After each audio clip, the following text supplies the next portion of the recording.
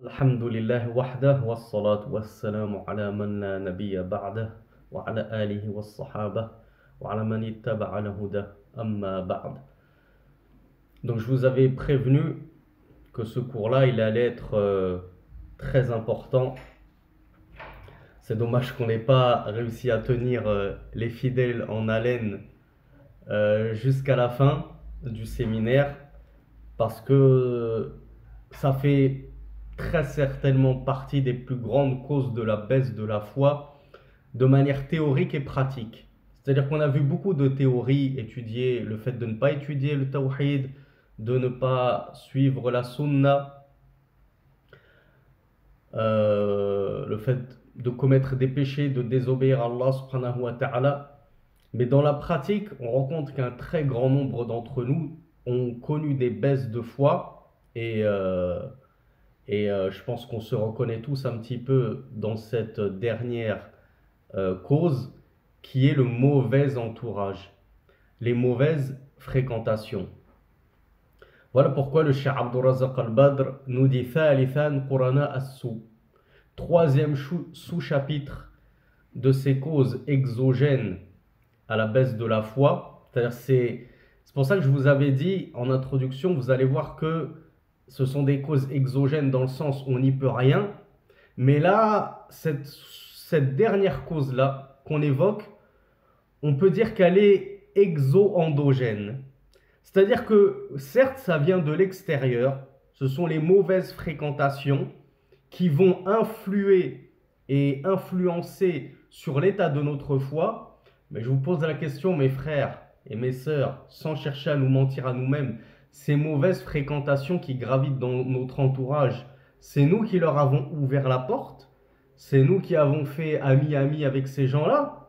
Ou bien ils nous ont mis le couteau sous la gorge pour traîner avec nous, pour être avec nous? Bien sûr qu'il y en a qui viennent, tu leur as rien demandé. Comme on dit, ils viennent gratter l'amitié avec toi, ils veulent pas te lâcher, ils sont tout le temps dans tes pattes, etc., etc. Mais en général, on va pas se mentir, quand une personne, même, excusez-moi l'expression, un sans-ami, il voit que tu ne lui donnes pas l'heure, que tu ne le calcules pas, que tu ne t'intéresses pas à lui, bon, au bout d'une semaine, 2 semaines, 3 semaines, un mois, il comprend qu'il n'y a rien à gratter avec toi, qu'il n'y a pas d'amitié possible avec toi, il va finir par te délaisser. Donc ces mauvaises fréquentations, si elles sont restées depuis tant de temps autour de toi, c'est parce que tu leur as ouvert une certaine porte. Tu leur as ouvert ton cœur et que tu leur as laissé comprendre qu'il y avait une possibilité d'avoir, de nouer des liens amicaux, des liens d'affection avec toi. Donc il ne faut pas se mentir, mes frères et mes sœurs, les mauvaises fréquentations, d'accord, c'est quelque chose d'exogène. Ça vient comme ça, sans crier gare parfois. Mais après, c'est nous qui les nourrissons, ces relations. Lorsqu'on voit qu'une relation, elle est, comme on appelle ça, venimeuse, j'ai oublié le terme. Il y a un terme qui désigne, voilà, toxique, c'est barakallahu fikum, c'est exactement le terme que je cherchais. Lorsque tu vois que tu as un ami, une amie toxique pour ta foi, subhanallah, qu'est-ce qui t'empêche de la boycotter? Ce qui nous amène à la première question de ce séminaire, dont seuls ceux qui ont étudié un petit peu, notamment avec nous via la playlist Al-Minhaj Salafi et la playlist Al-Jarh wa Ta'dil, la critique et l'éloge, et peut-être dans un cours qu'on avait donné sur la playlist Les bons comportements, connaîtront la réponse. Est-ce que j'ai le droit de boycotter en islam mon frère ou ma sœur fillah? Alors que Rasulullah sallallahu alayhi wa sallam nous a dit qu'on n'avait pas le droit de rompre le dialogue au-delà de 3 jours. Alors qui peut me rapporter une réponse qui va nous contenter notre appétit et notre soif de connaissance? Alors il y a Léon qui m'a apporté une bonne réponse et j'aurais aimé que Léon rentre encore plus dans le détail pour avoir vraiment une réponse qui nous mette tous d'accord et qui nous paraisse évidente. Alors bravo à Ni 269, bravo à Samsung.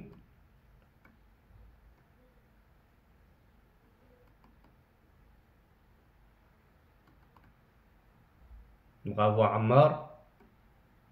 Et bravo à Mehdi. Donc j'ai eu pas mal de bonnes réponses finalement. J'en attendais pas autant. La bonne réponse, c'est de base, certes, on ne boycotte pas son frère en islam et sa sœur en islam. C'est même interdit.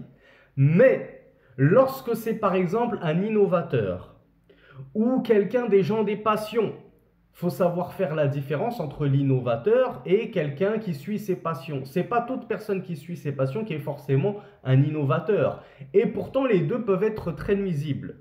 Eh bien, lorsque dans ton entourage, tu es amené à rencontrer l'une de ces deux personnes et que tu vois que sa fréquentation commence à nuire à l'état de ta foi, que l'innovateur commence à te toucher par son innovation, que le suiveur des passions, il commence à t'entraîner avec lui dans ses passions, et que tu commences toi à chuter, à dégringoler dans la foi, et tu ne te sens plus au top de ta forme religieuse, eh bien sûr, après lui avoir prodigué le conseil, hein, on ne coupe pas les ponts comme ça, la salam, la kalam, comme on dit, sans salam, sans parole, rien, je coupe les ponts du jour au lendemain, le frère, la sœur, il ne sait même pas pourquoi il ne me voit plus. Non, je lui fais le conseil, parce que c'est quoi le but de notre religion? Ad-dinu an-nasiha, comme l'a dit le messager d'Allah sallallahu alayhi wa sallam. La religion, c'est le conseil. Donc ton but, Akhi, c'est de te sauver uniquement toi du feu, ou c'est également d'essayer de sauver l'humanité tout entière du feu? Voilà pourquoi on fait da'wa aux musulmans dans nos mosquées et on fait da'wa aux non-musulmans en dehors des mosquées. Encore une fois, pic qui n'a pas plu à certains prédicateurs et qui m'a valu une mise en garde, parce qu'il y a certains prédicateurs qui n'acceptent pas qu'on leur dise « vous ne devez pas prêcher que les musulmans ». Si vous êtes en terre de Koufr, c'est aussi et également pour prêcher les non-musulmans. Sinon, à quoi bon résider en terre de Koufr si c'est juste pour prêcher les musulmans? Donc, notre but, normalement, en tant que croyant, en tant que suiveur d'un modèle d'exception qui était le messager d'Allah sallallahu alayhi wa sallam, c'est de se sortir du feu, c'est d'essayer de sortir ou qu'Allah fasse sortir par notre cause et nos conseils et notre da'wa, nos familles, nos proches, nos amis, l'entourage le plus proche, et ensuite le voisinage plus ou moins lointain, et si possible tous les gens du pays et toutes les gens de la terre. Pourquoi pas? Soyons fous, prêtons-nous à rêver. Donc, cette personne qui t'est nocive et nuisible, si tu es un bon croyant, tu vas chercher à la sortir du pétrin, autant qu'elle, elle cherche à t'entraîner dans le pétrin avec elle. Donc, tu vas lui faire le rappel. Tu vois qu'il n'écoute pas le rappel, premièrement.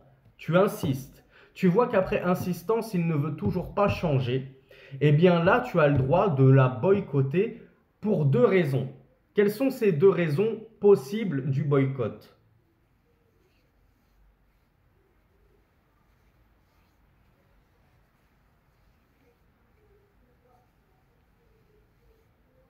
Alors, il y a Bordeaux 33 qui me dit pour sa foi, c'est-à-dire pour ma foi à moi, je la boycotte pour préserver ma foi. Je pense que c'est ce que il ou elle a voulu dire. Donc Yacine me dit, il risque de mettre des ambiguïtés dans ta foi. Foi sans œil, Yacine. Sinon, c'est des ambiguïtés dans ton foie. Ça va devenir du foie gras.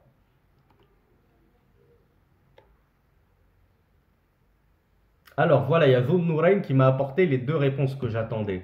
Et qu'on a étudié justement dans la playlist La critique et l'éloge, il me semble. J'ai le droit de la boycotter pour deux raisons. Pas forcément pour les deux raisons jumelées. Ça peut être l'une ou l'autre de ces raisons. Premièrement, j'ai le droit de la boycotter pour lui faire du bien à elle. Peut-être que ça va lui ouvrir les yeux. Peut-être qu'en voyant que elle m'a tellement déçu dans son entêtement à rester dans le faux et dans la passion, que le fait que je coupe les ponts avec elle alors qu'elle m'appréciait, cette personne, elle va se dire, ah oui, bon, si le suivi de mes passions, il m'amène à devoir me passer de mon ami que j'appréciais et qui finalement m'a tourné le dos, eh ben, je préfère encore délaisser mes passions que de voir mon ami me délaisser. Et souvent, le boycott, ça fait beaucoup de bien. Et Rasulullah sallallahu alayhi wa sallam avait ordonné aux compagnons de boycotter deux compagnons qui n'avaient pas pris part à une certaine razwa, une certaine expédition militaire. Eh bien, ce boycott-là leur avait fait énormément de bien. Donc, le boycott, premièrement, il peut faire beaucoup de bien à la personne boycottée. Ça l'amène à réfléchir, à méditer sur son sur son acte qui a été la cause du boycott, et ça peut être une cause de réforme. Mais il y a une deuxième option qui est le fait que tu sais que le boycott, ça ne va pas réformer la personne en face parce qu'elle est têtue comme une mule. Il n'y a rien à faire.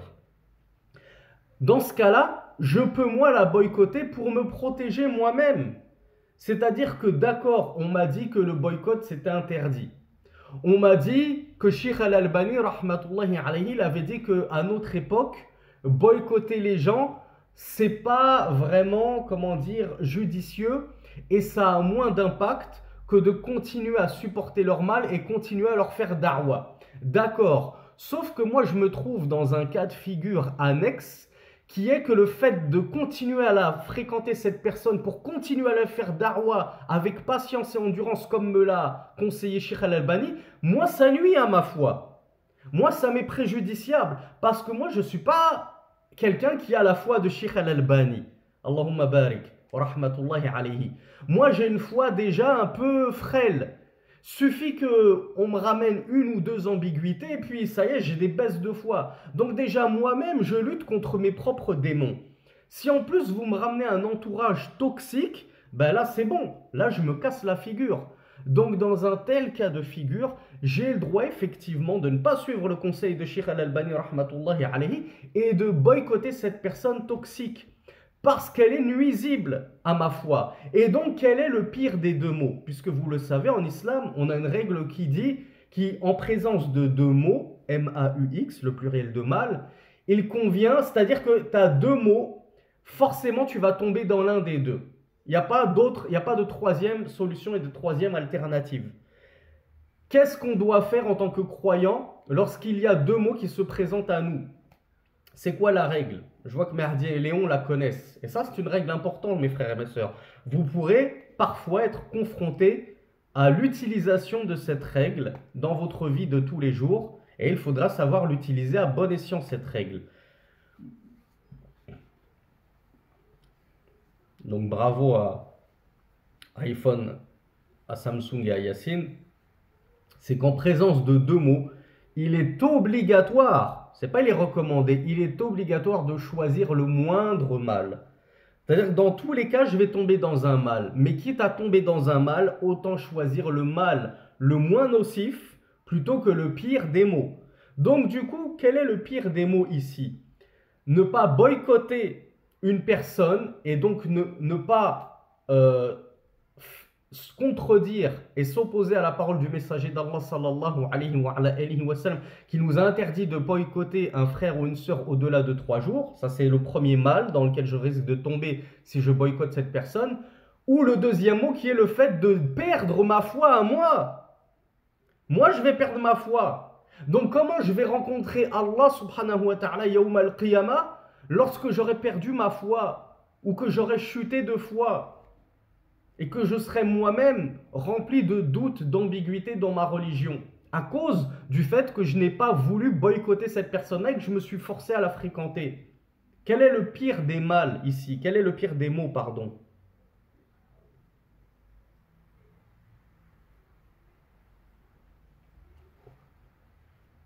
Alors, j'ai eu que 2 timides réponses. Quand même, vous êtes plus d'une trentaine. Comment ça se fait qu'on a autant aussi peu de réponses? Vous ne savez pas? Vous doutez vous-même? Ben regardez, si moi j'arrive à vous mettre des doutes et des ambiguïtés sur une question aussi simple, qu'est-ce que ça va être l'ambiguïté que vous allez retirer, les ambiguïtés que vous allez collectionner si vous fréquentez les gens des passions? Donc le pire de ces deux mots, bien sûr, c'est celui qui va toucher à ta foi personnelle, à ta foi propre, et qui va te faire chuter ta foi. N'est-ce pas le but de notre séminaire? N'avez-vous donc pas assisté à ce séminaire pour justement trouver toutes les armes pour combattre les baisses de foi et connaître toutes les causes de la baisse de la foi pour les éviter? Ben là, on vous parle justement de ta baisse de foi. Il n'y a pas photo entre ta baisse de foi à toi et le fait de ne pas contredire l'injonction du prophète sallallahu alayhi wa sallam qui t'a dit de ne pas boycotter ton frère, puisque si tu ne dois pas le boycotter au-delà de 3 jours, c'est pour une bonne raison, c'est pour une sagesse. Mais si cette raison et cette sagesse-là, elle vient à manquer et qu'au contraire, il y a de nouvelles raisons et de nouvelles sagesses qui viennent s'ajouter à l'échiquier, comme on dit, et que tu découvres qu'en appliquant l'ordre du messager d'Allah, sallallahu alayhi wa sallam, pour le bien de cette personne-là, pour ne pas qu'elle continue à s'enfoncer et tu restes à ses côtés, finalement, c'est toi qui vas trinquer, comme on dit, c'est toi qui vas en pâtir. Donc, quand il s'agit de se sauver soi ou bien autrui, le musulman, il doit penser à soi-même. Il doit d'abord se sauver lui-même et ensuite penser à sauver les autres. C'est d'abord toi qu'il faut sauver du feu. Donc voilà pourquoi le boycott, il est autorisé dans un tel cas de figure lorsque la personne est toxique et qu'elle vient à nuire à ta foi et à te mettre des ambiguïtés. Donc le shir, Abdurrazaq al-Badr, il nous dit فَهُمْ أَضَرُّ النَّاسِ عَلَى إِيمَانِ الشَّخْصِ وَسُلُوكِهِ وَأَخْلَاقِهِ. Les mauvaises fréquentations, ce sont les personnes les plus nuisibles pour ta foi, pour ton comportement, pour tes mœurs. فَمُخَالَطَتُهُمْ وَمُصَاحَبَتُهُمْ سَبَبٌ عَظِيمٌ مِنْ أَسْبَابِ نَقْصِ الْإِيمَانِ وَضَعْفِهِ. Et donc le fait de te mélanger à eux et de les fréquenter, ça va être une cause immense, nous dit le shir, parmi les causes qui contribuent à la baisse de la foi. Alors les mœurs, on me demande que veut dire les mœurs. Les mœurs, ça veut dire les comportements intérieurs, les bons comportements relatifs au savoir-vivre. Et ça s'écrit M-O-E-U-R-S. C'est un synonyme de les morales, voilà. Les bonnes morales, les bonnes attitudes, les bons comportements. Mais en l'occurrence, un bon comportement, ça peut être des actes, alors que les mœurs, c'est plutôt des pensées. C'est les mœurs du cœur et de la pensée. Alors le prophète, sallallahu alayhi wa sallam, il nous a appris un hadith que vous connaissez tous, bien sûr. الرجل على دين خليله فلينظر أحدكم من يخالل. Alors ce hadith, on va donner la source tout de suite comme ça c'est fait. Abu Daoud 13/179 et Tirmidhi 4/589. Le messager d'Allah a dit: l'homme est sur la religion de son Khalil. Que chacun d'entre vous regarde qui il prend pour Khalil. Première question, qu'est-ce qu'un Khalil?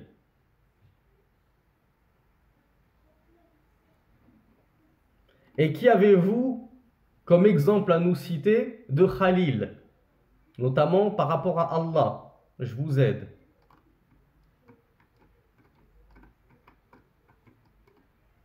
Sachant que c'est une question que j'ai posée à quasiment tous les séminaires depuis plus de 6 mois qu'on a commencé les séminaires.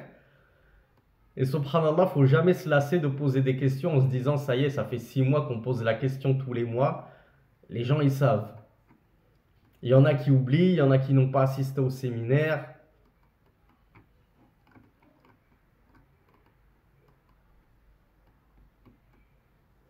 Donc jusqu'à présent, il n'y a que Imran, j'ai l'impression, qui m'a apporté la bonne réponse. Note alien, il m'a apporté la moitié de la réponse, on va dire.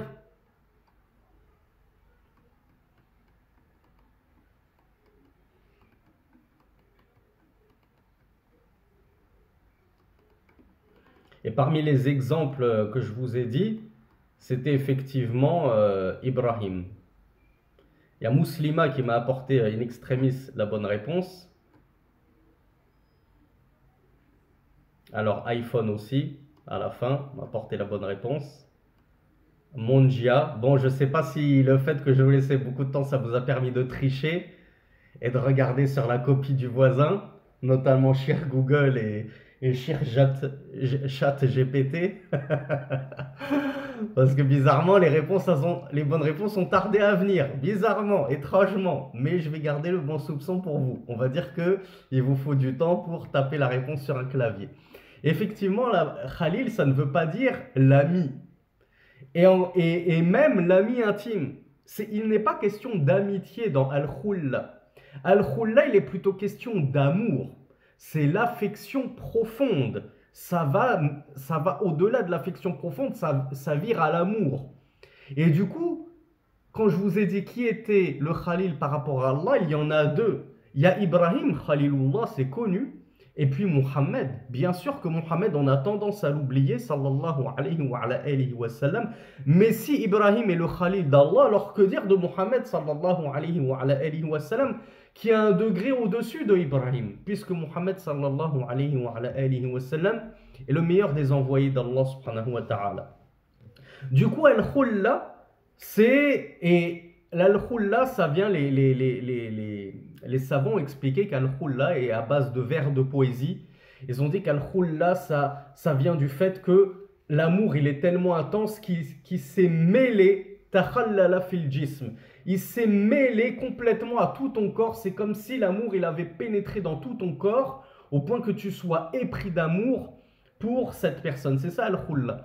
Donc Khalilullah, Ibrahim, c'est le très aimé d'Allah, le très apprécié d'Allah subhanahu wa ta'ala. Donc c'est pas une amitié, et c'est même une amitié intime. Zahma, c'est mon meilleur ami. Il n'est plus question d'amitié, là il est question d'amour, d'affection. Et donc Khalil, c'est le très aimé d'Allah subhanahu wa ta'ala. A'la darajatil mawadda. Et ainsi était le messager d'Allah sallallahu alayhi wa sallam, Muhammad, vis-à-vis d'Allah subhanahu wa ta'ala. C'était le très très aimé d'Allah subhanahu wa ta'ala.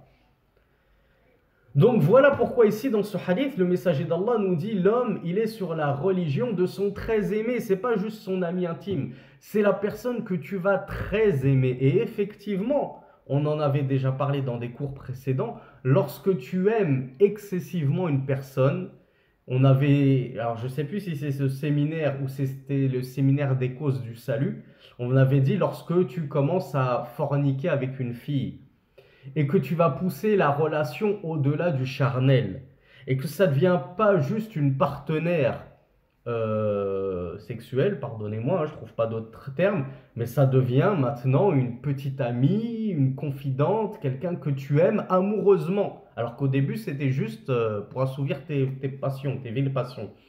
Eh bien, qu'est-ce qu'il nous a dit, Cheikh Abdurrazaq al-Badr, qui me le rappelle, en admettant que c'était avec vous qu'on avait vu ça. Sinon, c'est dans le séminaire du soir qu'on avait vu ça. Qui le sait?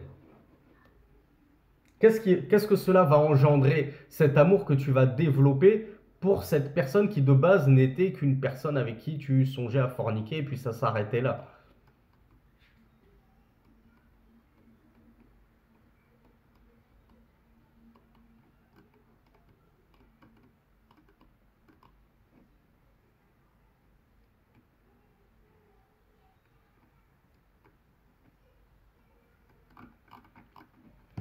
Alors bien sûr, on me parle de, ça va finir par empiéter sur ta foi, mais pourquoi? Mais justement parce que tu vas finir par te soumettre à cette personne et à ses désirs et à ses caprices, plus que te soumettre à Allah subhanahu wa ta'ala. Dans une chose dans laquelle Allah subhanahu wa ta'ala t'a dit ceci est interdit, et que cette personne te dit ce serait bien qu'on fasse ceci, qu'on fasse cela, alors que tu sais que c'est interdit, pour plaire à cette personne-là, tu vas désobéir à Allah subhanahu wa ta'ala. Donc, comme l'expliquait le Cheikh Abdurrazaq al-Badr, et c'était Ibn al-Qayyim même qui avait dit ça, il se peut comment on appelle ça, les conséquences d'une relation illicite de base soient encore pires que la relation illicite en elle-même. Les conséquences que ça va engendrer, c'est le fait de préférer une créature au créateur, de se soumettre davantage au dictat, comment on dit ça, au diktat, pardon, de la créature, à ses doléances, à ses caprices, plutôt qu'aux ordres d'Allah subhanahu wa ta'ala. Donc voilà pourquoi l'homme, il est sur la religion de son très aimé. Parce que lorsque tu aimes excessivement une personne, tu la suis bêtement, tu réfléchis même plus. Et il m'a dit de faire ça, je le fais. Mon gourou soufi, Fawzi Karkari, c'est la personne que j'aime le plus au monde. Il y a même certains au Sénégal qui préfèrent, je ne sais plus comment il s'appelle, Bambara Touré, ou je ne sais plus comment il s'appelle, peut-être que certains de mes amis africains ici le savent, ils le préfèrent au messager d'Allah sallallahu alayhi wa sallam. C'est Rigné Touba, on me dit, apparemment, ou Ahmadou Bamba, Et peut-être que l'un était l'élève de l'autre, ou le calife de l'autre, ou le successeur. J'ai même vu une vidéo, il y en a un qui a dit, si Allah m'appelait et Sérigné Bamba ou Sérigné Ahmadou Toumba, je sais pas quoi, m'appelait et me disait de venir à lui, je viendrais vers Sérigné ou Ahmadou. Il préférait son gourou soufi plutôt que Allah subhanahu wa ta'ala. C'est ça. Vous voyez cet amour tellement immense qu'ils prêtent à leur gourou les a fait tomber dans le shirk akbar. Al-kufru al-mukhriju min al-millah. Ça les a fait tomber dans le grand polythéisme, la mécréance qui te fait sortir de la religion la tête la première. Subhanallah.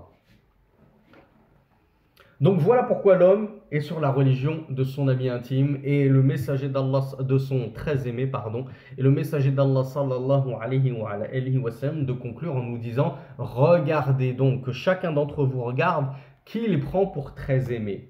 Toi, Akhi, toi, Ukhti, quelle est la personne que tu aimes le plus au monde? Est-ce que c'est une personne pieuse, religieuse, vertueuse? Ou bien la personne que tu aimes le plus au monde, c'est Ariana Grande, Cristiano Ronaldo, Brad Pitt, comment il s'appelle, Squeezie, les nouveaux héros de YouTube là. C'est qui la personne que tu aimes le plus au monde?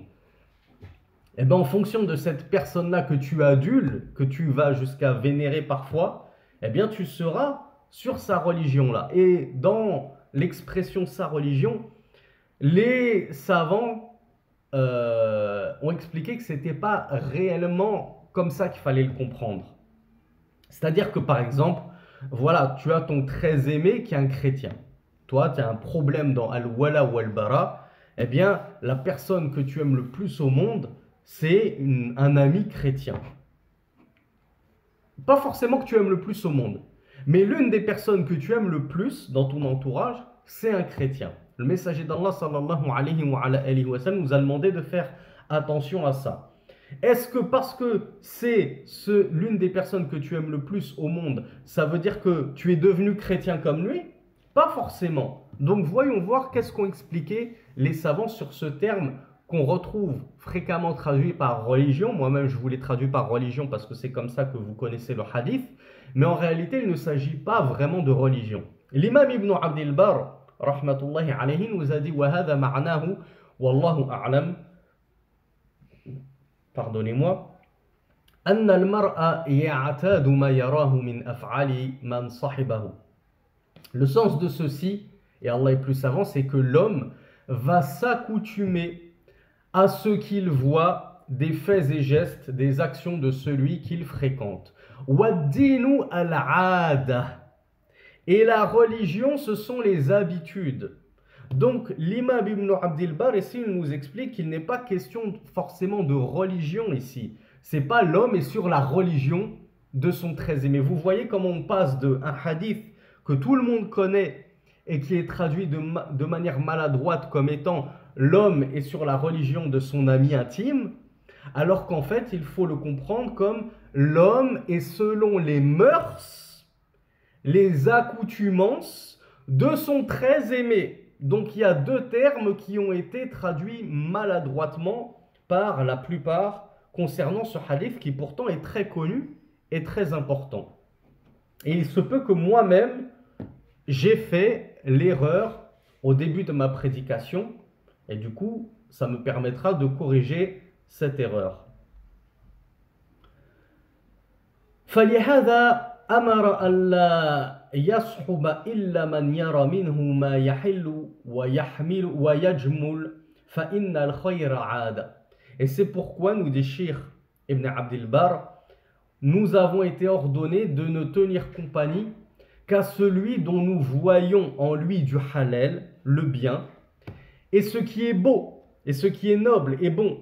Car certes, le bien est une aada. Le bien est une habitude. On s'habitue au bien, tout comme on s'habitue au mal. Quand tu vas fréquenter les mauvaises personnes, des personnes nuisibles, comme on l'a dit dans ce séminaire ou dans l'autre, on va s'accoutumer à leur mal.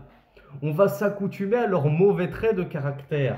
On va s'accoutumer à trouver normal de ne pas porter le voile, de ne pas s'habiller en cachant correctement sa nudité. On va trouver normal de boire un petit coup de temps en temps, d'aller en discothèque 1 à 2 fois par mois. À force, on trouve ça normal. Et comme je vous l'ai dit, un grand nombre de frères et de sœurs qui résident en Europe, notamment en France et en Belgique, eh bien, je vous avais posé la question, n'est-il pas que vous vous êtes accoutumé à tout ce mal que vous voyez autour de vous et maintenant, ça ne vous choque même plus de voir une femme qui ne porte pas le voile? Alors que c'est censé être choquant. C'est censé être choquant, notamment de voir des musulmanes qui ne portent pas le voile. On devrait être choquant. N'est-il pas que lorsque vous voyez dans votre collège, dans votre lycée, voire à la fac, des amis musulmans qui ne prient pas, vous n'êtes même plus choqué? Ouais, bon, il prie pas, ben lui il prie pas. Ouais, bon, ben moi je prie, lui il prie pas. Normal, c'est devenu normal de ne pas prier, alors que c'est un crime. Ça devrait être un crime. Pour certains, c'est même devenu normal de voir des mains de Fatma. Ouais, chez lui, il y a une main de Fatma. Ben quoi, c'est juste pour décorer. Alors que c'est du shirk, de l'association. Donc effectivement, on s'habitue au bien, tout comme on s'habitue au mal. Voilà pourquoi le messager d'Allah sallallahu alayhi wa sallam nous a dit de bien regarder qui est cette personne que tu vas fréquenter, parce que tu vas t'habituer à ses mœurs à elle. Tu vas t'habituer à ses traits de caractère. Et si ces mœurs sont de bonnes mœurs, tu vas prendre goût à ces bonnes mœurs et tu vas t'emparer toi-même. Et si ce sont de mauvaises mœurs, eh bien tu vas finir par prendre goût à ces mauvaises mœurs et t'emparer toi-même.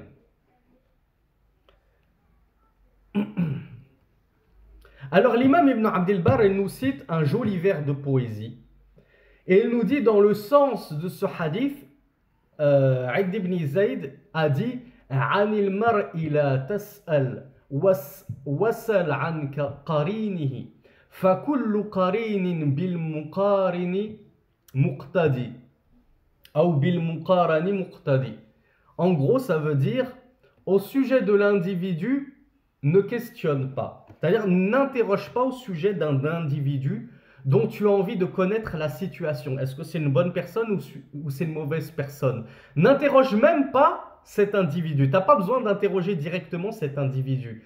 Mais demande au sujet de son qarin. Qui me rappelle, ça veut dire quoi qarin? Étant donné qu'on l'a vu. Alors oui, vous me dites attaché de base, oui, c'est ça que ça veut dire al-qarin. Mais al-qarin, ici en l'occurrence, ça veut dire la personne qui est toujours liée à toi. Donc ici, c'est pas le démon, c'est pas le djinn dont vous me parlez. Ici, c'est pas comme ça qu'il faut le comprendre, mes frères et mes sœurs. Al-qarin, ici, c'est ton proche confident, justement, ton ami intime, qui est tellement intime qu'il te quitte pas, il est tout le temps avec toi. Et quand il n'est pas avec toi dehors, il est avec toi au téléphone ou sur les réseaux sociaux. Donc, Aïdi nous dit, n'interroge pas au sujet de l'individu, mais interroge au sujet de son qarin. Interroge au sujet de son ami intime, car chaque ami intime suit la personne qui le lit. C'est-à-dire que toi, tu as un ami intime, eh bien tu vas forcément le suivre dans, comme on l'a vu, soit dans son bien, soit dans son mal. Donc pour connaître l'état de Zayd, moi je ne sais pas si Zayd est une bonne personne ou une mauvaise personne, eh bien je vais regarder l'état de Amr, son meilleur copain. Eh bien Amr, c'est une personne détestable, exécrable. Bon, j'ai pas besoin d'en savoir plus pour me faire une idée de Zayd. Est-ce qu'une bonne personne pourrait prendre pour ami intime une mauvaise personne? Impossible. Est-ce que ça vous fait penser à quelque chose, mes frères et mes sœurs? Je vais vous mâcher le travail pour vous emmener là où je veux aller, notamment le sujet de la mise en garde. Est-ce que ça vous fait penser à quelque chose, mes frères et mes sœurs? On en a beaucoup parlé dans plusieurs cours. Alors bravo à Sana qui m'a apporté une réponse extrêmement complète. Allahumma barik. Bravo Lilia. Bravo Von Nourain. Bon là je vous ai beaucoup aidé. Là on est en plein dans le chapitre de la mise en garde sans même nous en rendre compte. Donc je vous pose la question mes frères et mes sœurs et j'espère que vous allez tous me répondre. Pas de timide, même ceux qui ne participent pas d'habitude à l'écrit. J'aimerais une réponse pour me montrer qu'on est tous d'accord, que là on est tous convaincus.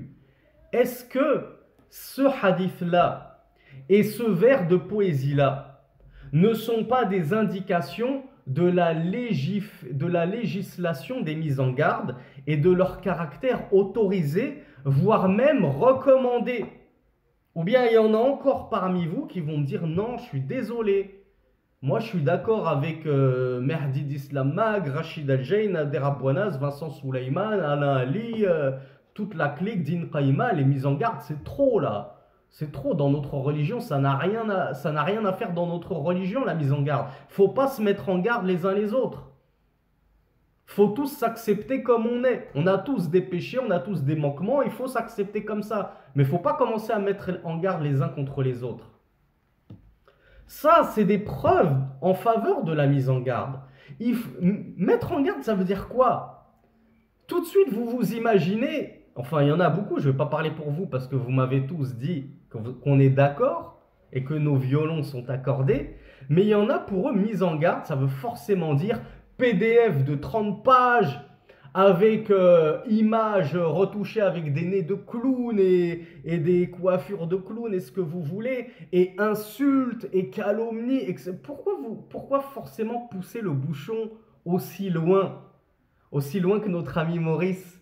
Il n'y a pas besoin de pousser le bouchon aussi loin. Mise en garde, ça veut simplement dire je vous mets en garde contre le mal de cette personne. Je vous avertis que cette personne, elle est néfaste pour vous, pour votre religion, pour votre foi.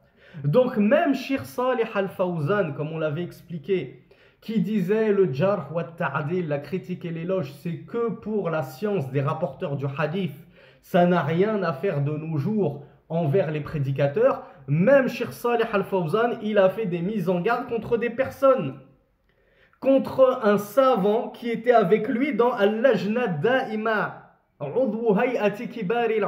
plutôt. Il y a ce qu'on appelle en Arabie Saoudite le comité des grands savants. Eh bien, Cheikh Fawzan, Hafizahullah, il était avec Abdullah al-Mutlaq dans ce comité des grands savants. Ils étaient donc collègues.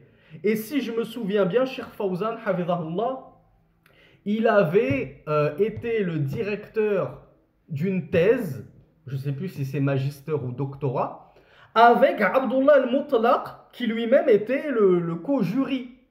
Donc ils se sont fréquentés et c'est pour ça que Cheikh Salih Al-Fawzan, il connaît bien Abdullah al-Mutlaq et qu'il a mis en garde contre lui. Et il a dit à des gens qui l'interrogeaient, mais vous n'avez trouvé personne d'autre à interroger que Abdullah al-Mutlaq. Abdullah al-Mutlaq, c'est un ikhwani. Ce que Cheikh Fawzan, il a fait, c'est une mise en garde ou c'est pas une mise en garde?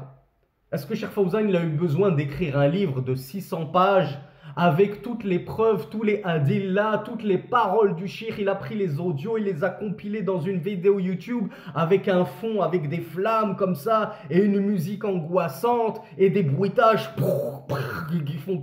Pour vous, c'est ça une mise en garde? Non, mise en garde, pas forcément, ça veut juste dire, n'écoutez pas un tel, khlas, c'est terminé. Et moi, c'est la plupart de mes mises en garde, ceux qui me connaissent. Il y a des spécialistes de la mise en garde qui font du très bon travail, comme par exemple nos frères de At-Taïf al-Mansoura, nos frères de Minhaj al-Nubuwa. Ils se sont spécialisés là-dedans et ils sont compétents et ils font de très belles choses. Alors oui, il y a tout le décor qui va avec et tout, mais n'empêche que sur le fond, on ne peut pas les attaquer sur le fond. Il y en a qui n'aiment pas la forme, ils trouvent que ça fait too much, mais parfois les frères, il faut savoir regarder le fond avant de regarder la forme. Et moi, je suis plus fawzaniste sur ce genre de choses. Je vous mets en garde contre Din Qayyim, je vous mets en garde contre Vincent Souleyman, je vous mets en garde contre Yassine Salaf, contre Mehdi d'Islam Mag, Rachid Al-Jay, Boussena, Nader Abouanas, toute leur bande là. Je dis c'est des ikhwani. J'ai même pas besoin de vous en dire plus. Ça suffit, non? En vous disant ils cheminent sur la voie des frères musulmans. C'est déjà la preuve la plus probante qu'il ne chemine pas sur la voie du prophète sallallahu alayhi wa sallam et le minhaj des pieux prédécesseurs. Puisque quiconque chemine sur la voie des musulmans, c'est l'un des chemins qui est hétérodoxe, qui n'est pas conforme à la voie des pieux prédécesseurs.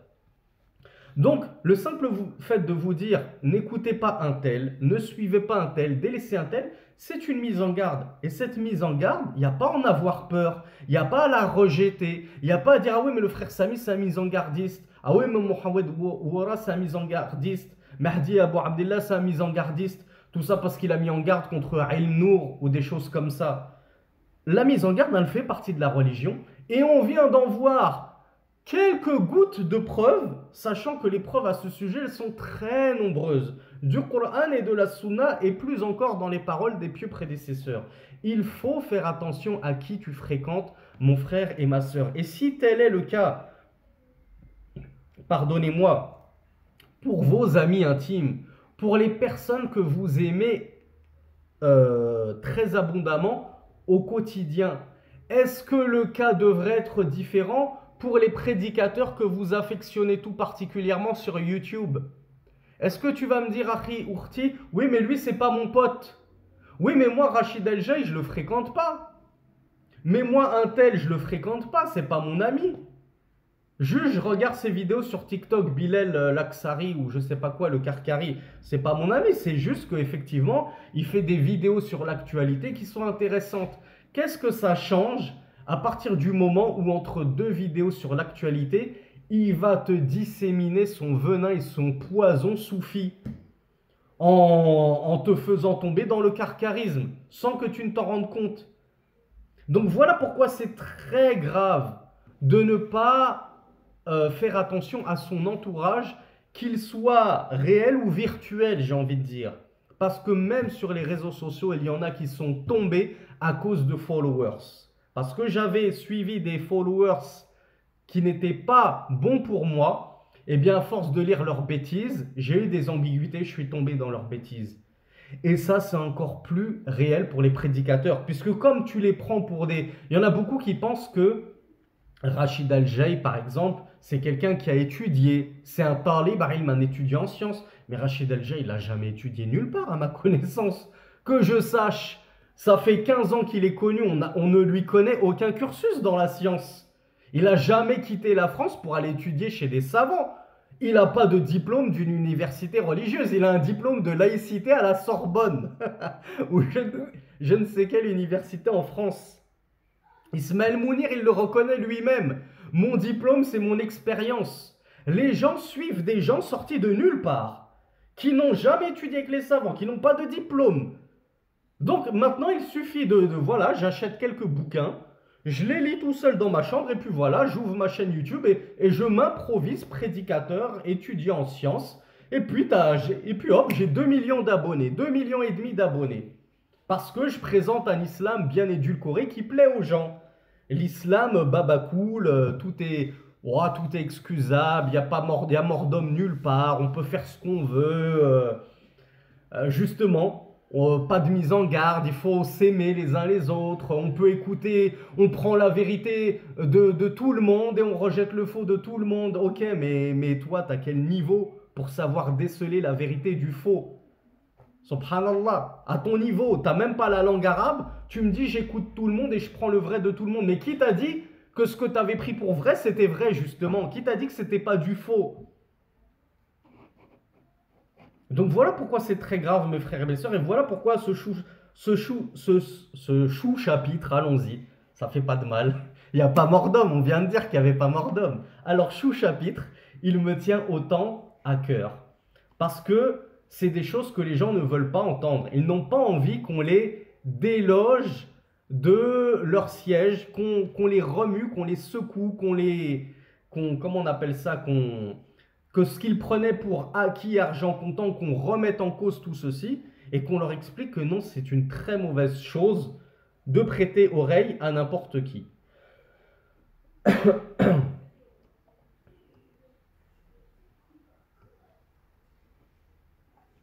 On a la parole de Abu La'itaya qui a dit un athar qui ressemble grandement à celui d'Al-Awza'i. Et je pense que vous connaissez plus celui d'Al-Awza'i.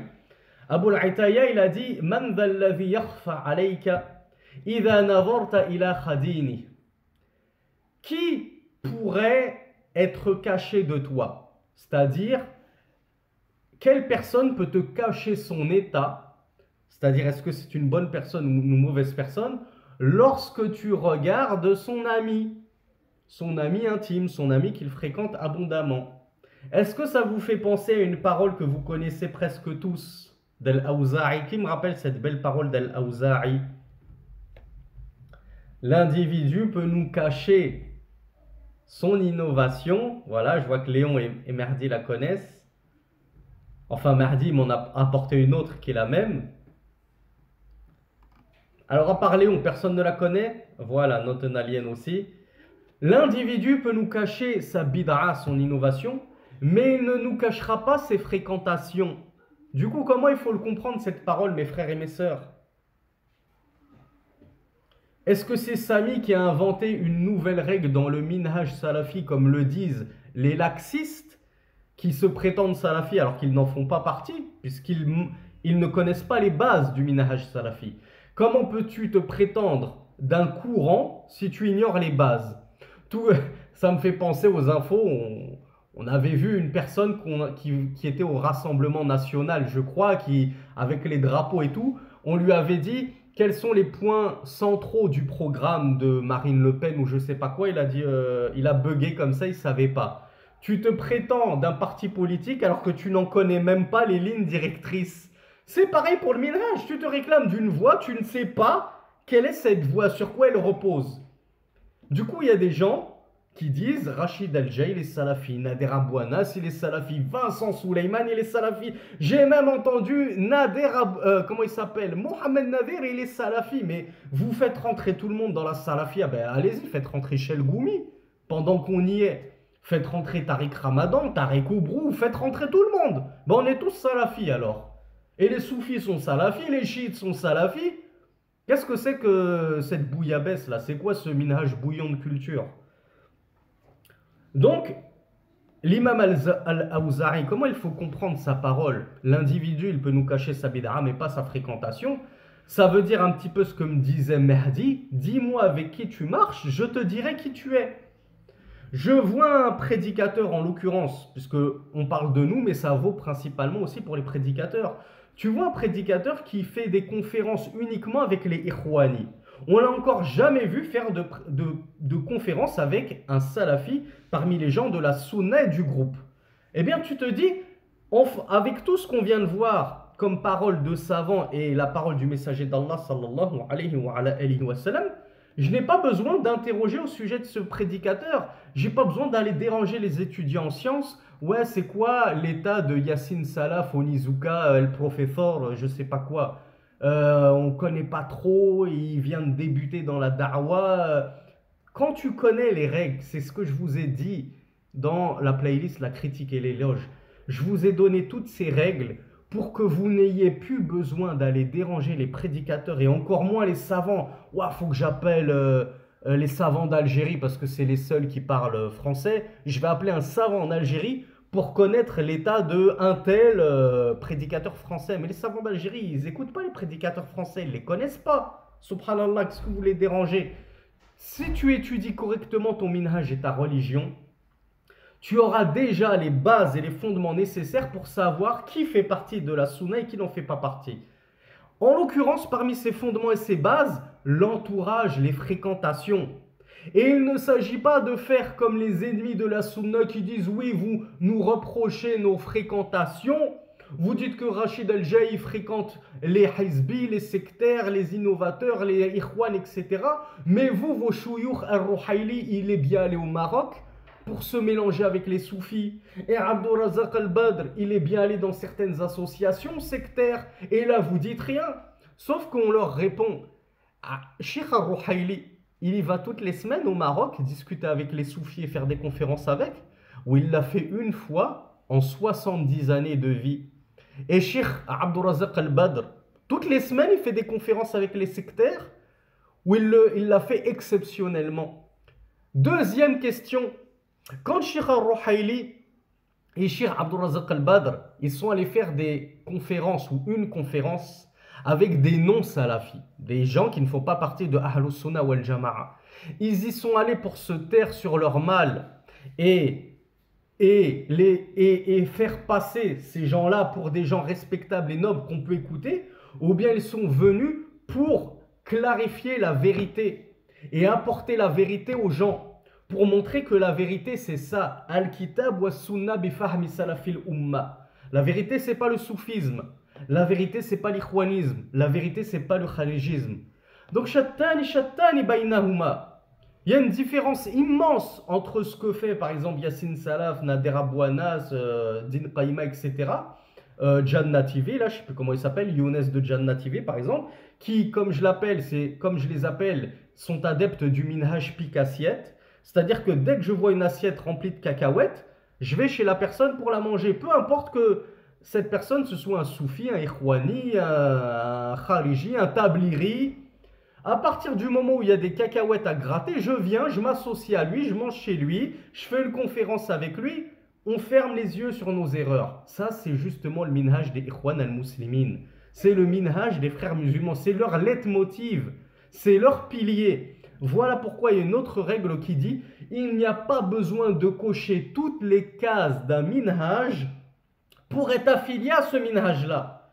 Il suffit que tu embrasses un de leurs fondements pour qu'on t'affilie à leurs fondements. Les frères musulmans, on entend beaucoup les Ikhwan de France, et il y en a qui objectent, oui mais Nader Abouanas, il n'a pas sa carte des frères musulmans. Comment vous osez le calomnier en disant que c'est un Ikhwani? Mais on te dit, il suffit qu'il ait adopté un seul de leurs fondements, en l'occurrence le fondement, on se rassemble sur ce quoi nous sommes d'accord, et on s'excuse sur nos divergences et on ferme les yeux, eh bien cela suffit. Un frère qui cautionne les attentats suicides, le fait de sortir contre l'autorité du gouverneur légitime, etc., on l'affilie au Khawarij. Vous allez me dire, oui, mais lui, il n'excommunie pas pour les péchés, alors que les Khawarij, ils excommunient pour les péchés. Si tu fais un péché, les Khawarij te disent, tu es un kafir. Ben lui, le frère, il dit pas ça. Il excommunie pas les gens en fonction des péchés. Mais c'est vrai, il sort contre les gouverneurs légitimes, il légifère les attentats suicides contre les musulmans soi-disant corrompus, etc. On l'affilie au Khawarij. Tu n'as pas besoin de cocher toutes les cases. Décidément, en ce moment, j'ai du mal. Petite question piège. Est-ce que c'est pareil pour la salafia?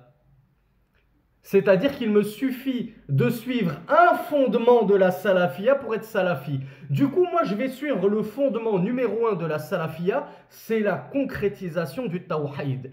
Et parmi les sous-branches de ce fondement, il y a le fait de ne pas interpréter les noms et attributs d'Allah. Du coup, Rachid El-Jay, Nader Abouanas, ils n'interprètent pas les noms et attributs d'Allah, ils les affirment tels quels. Donc ce sont des salafis? Parce qu'ils ont coché la bonne case, ça y est, ça suffit, c'est la fête? Non.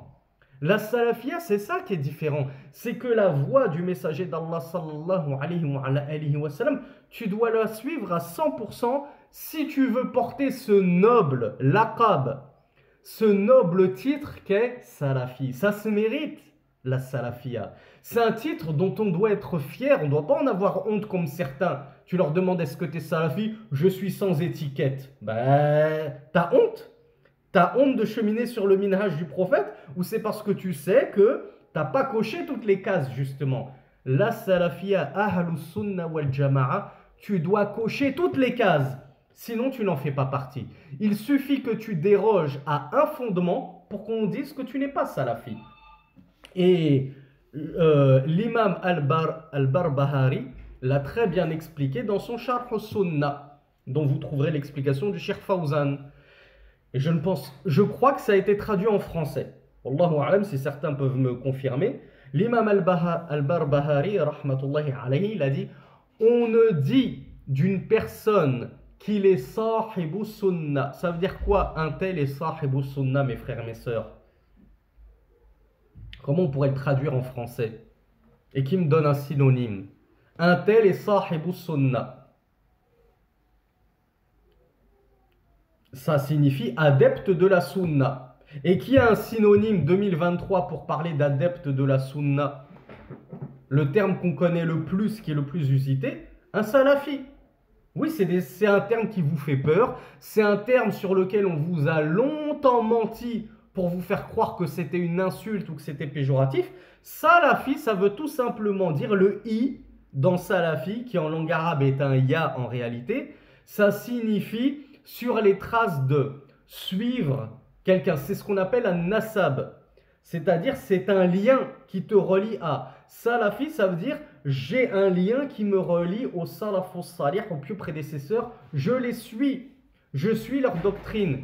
Qu'est-ce que ça veut dire je suis maliki avec un i? Et en arabe, le ya. Je suis maliki, ça veut dire quoi? Je suis l'école malikite. J'ai un lien qui me relie avec l'école malikite. Je suis hanafi. Je suis Abu Hanifa. C'est ça, l'école hanafite. Donc, ce i, c'est pas une insulte. Pourquoi tu pleures quand on dit que tu es salafi? Oui, je suis salafi et j'en suis fier, comme l'a dit notre cher Salih al-Sheikh. Iftakhir bihi. Sois-en fier d'être un salafi et de cheminer sur la voie des pieux prédécesseurs. Donc, l'imam al-Barbahari nous a dit, on ne dit d'une personne qu'il est sahibu sunnah, c'est-à-dire qu'il est adepte de la sunna, qu'il est salafi, que lorsqu'il aura suivi toute la sunna, dans les fondements bien sûr. On n'est pas en train de te dire, il y a une sunna que tu n'as pas suivie parce que par exemple tu manges de la main gauche, alors que Rasulullah nous a appris à manger de la main droite, et quand bien même tu le ferais volontairement, tu sors de la salafia. Non, tu dois suivre toute la sunna en termes de fondement et en termes de credo. À partir du moment où tu as des fondements dans le credo ou dans le minhaj qui contredisent la sunna, en l'occurrence l'entourage par exemple, puisque Rasulullah sallallahu alayhi wa sallam nous a appris cette règle qu'on devait faire attention à notre entourage. Toi tu ne fais pas attention à ton entourage, tu fréquentes des ikhwani, tu fréquentes des chiites, tu fréquentes des soufis, wala tubali, tu les mets en avant, tu les appelles cheikh, comme le fait Eric Younous. Eric Younous, pareil, qu'est-ce qu'il a de salafi, Eric Younous? C'est un pur ikhwani. Tout le monde croit qu'il est salafi parce qu'il est diplômé de Médine. Mais il y en a plein des diplômés de Médine qui ne sont pas salafis. Et Ali aussi, il est diplômé de Médine. Ça ne fait pas de lui un salafi. Et moi, je suis diplômé d'Al-Azhar. Est-ce que ça fait pour autant de moi un soufi ash'ari? Dédicace à la mise en garde qui a dit que j'étais un soufi ash'ari, subhanallah. Donc, c'est pas d'où tu sors, alors on t'a filé à ton université.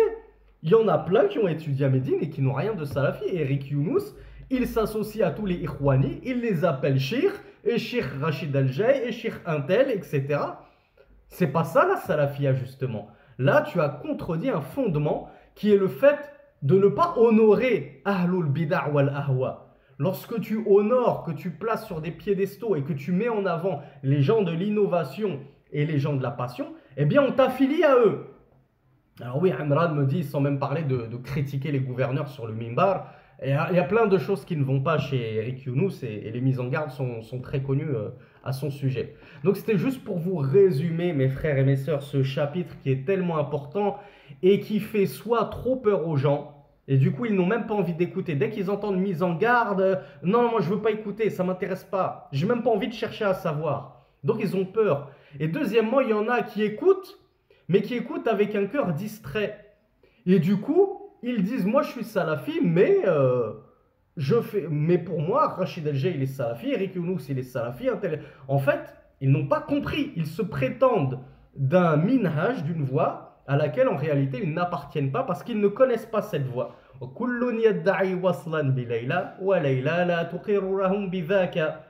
Ce vers de poésie que je vous cite tout le temps, qui va me le citer en français maintenant? J'espère qu'il y en a au moins un qui l'a appris par ma cause et qui l'a compris. Il est trop beau ce vers de poésie. Tu peux le ressortir à toutes les occasions. Qu'est-ce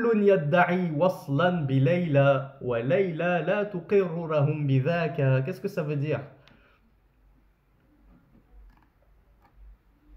Ah, bravo Léon. Si c'est Léon de Bruxelles qui nous apporte des traductions de vers de poésie arabe, je lui tire mon chapeau. Mataqiya. Tous se réclament d'une certaine proximité avec Leïla. Mais Leïla, s'innocente de cela, se désavoue d'eux. Leïla dit non, non, c'est pas vrai. On n'est pas proche. Moi, je le connais pas, lui.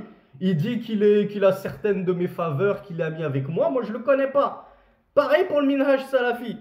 Un tel, il dit je suis salafi. Un tel, il dit Rachid El-Jay, il est salafi. Mais le minhaj salafi, s'il pouvait parler, qu'est-ce qu'il dirait? Il dit, oh, mais ça va pas. Vous êtes fous, quoi. Depuis quand Rachid El-Jay, il est chez moi? Depuis quand il est avec moi? Ben, ça va pas, Eric Younous, mais vous êtes fous. Pourquoi vous l'affiliez à moi? Je le connais pas, ce type. Je l'ai jamais vu. Ni au début, ni au milieu, ni à la fin de sa prédication, il a fait partie de moi. Donc il y en a qui c'est comme ça qu'il y en a qui font rentrer tout et n'importe qui dans le minhaj salafi. Tout comme malheureusement, on a une jeune pousse, comme je l'ai déjà dit, mais on ne va pas détailler, qui exclut tout et n'importe qui du minhaj salafi. On a les haddadi, les exagérateurs, et tu as fait un lapsus dans un cours, ah lui, il est plus salafi. Tu as écrit un poème très maladroit sur lequel tu te repens, ah lui, il est soufi ash'ari. Wow, c'est comme ça, direct. Direct, on cherche même pas à voir plus loin. Subhanallah, les gens ils sont infaillibles, ils sont pas soumis à. Nul ne peut sombrer dans l'erreur. Quand tu es salafi, en fait, tu as le vaccin contre l'erreur, chez certains apparemment.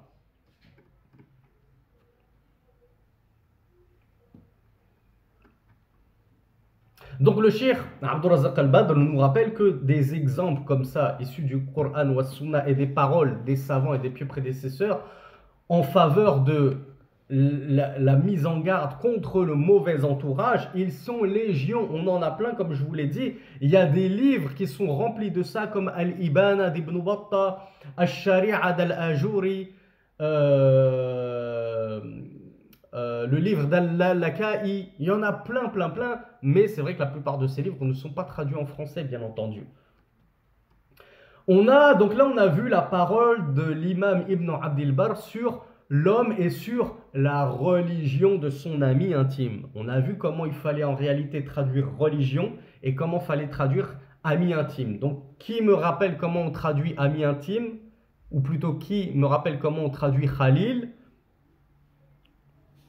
Le très aimé, bravo. Qui me rappelle comment on traduit en réalité la religion ad-din ici? Bravo, les mœurs, les coutumes, les habitudes, al-aada. Donc c'est pas la religion. On a une autre interprétation de ce hadith, une autre explication pour expliquer le terme din ici, qui est rapportée par Abu Sulayman al-Khattabi, grand savant que vous devriez connaître. Qui connaît l'imam Abu Sulayman al-Khattabi?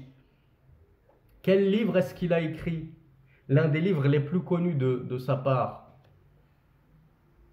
C'est l'explication d'un livre de Sunan. Je vous aide.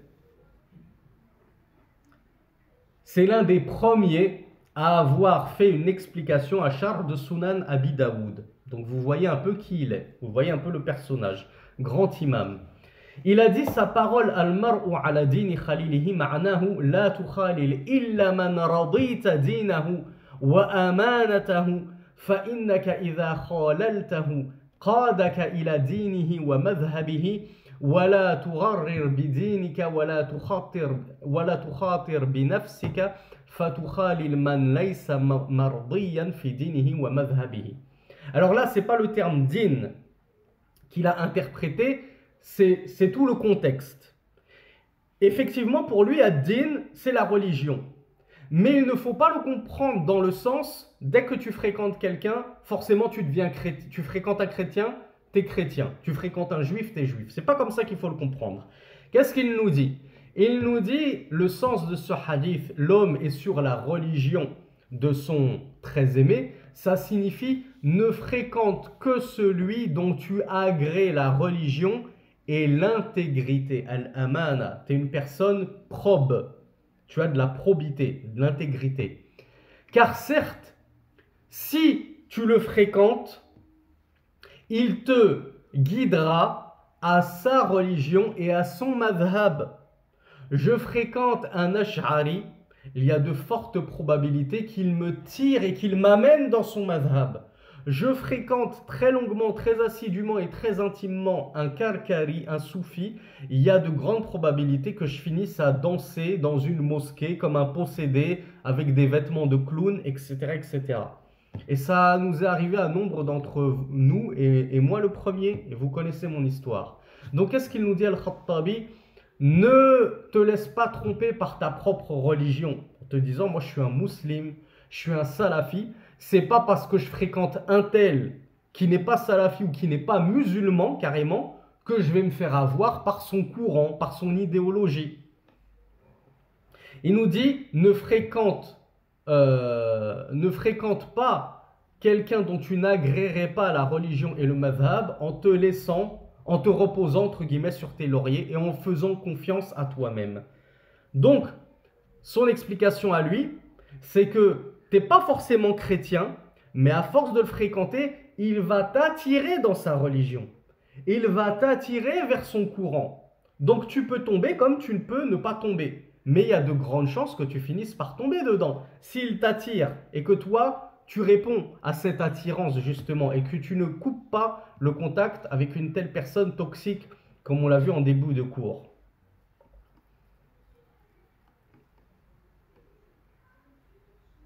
Alors il s'appelle Abu Sulaiman al-Khattabi. D'ailleurs, ça me fait penser à un prédicateur égaré, égareur, imposteur qui n'a étudié nulle part également et qui s'appelle Larbi al-Khattab. Ben, ce Larbi al-Khattab, il fait partie de la clique des Ikhwan. Et il y en a qui le prennent pour un salafi. Parce qu'il y en a, tu vois, il suffit de porter une petite chachia ronde là. T'as un peu de barbe et tu portes un camis blanc. Ah, lui, il est salafi. Pourquoi? Ben, il a la dégaine d'un salafi. Ah, d'accord. Salafi, maintenant, c'est un dress code. C'est Halloween, je vais me déguiser en salafi, je vais mettre une petite chachia ronde blanche ça, et une petite postiche. Hein, je vais mettre une petite barbe, je me suis déguisé en salafi. Dans ce cas-là, il y a des salafis dans toutes les villes du monde entier. Parce que dans toutes les villes du monde entier, tu vas trouver des gens habillés avec un camis blanc, un peu de barbe et une chachia blanche.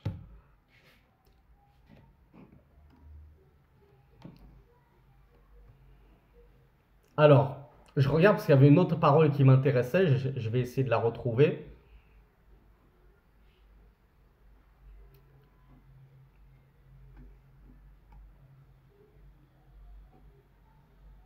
Donc le shir, l'imam al-Khattabi nous rappelait يقال إن الخل مأخوذة من تخلل المودة في القلب أو تخلل المودة القلب وتمكنها منه.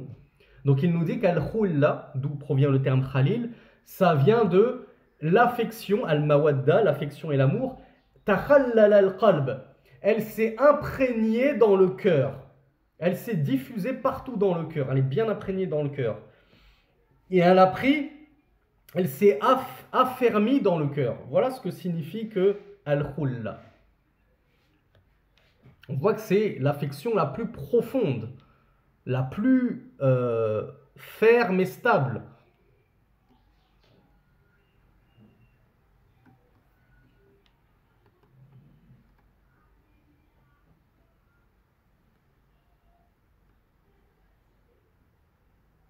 Ah, voilà, il y a une belle parole que nous a rapporté le shir.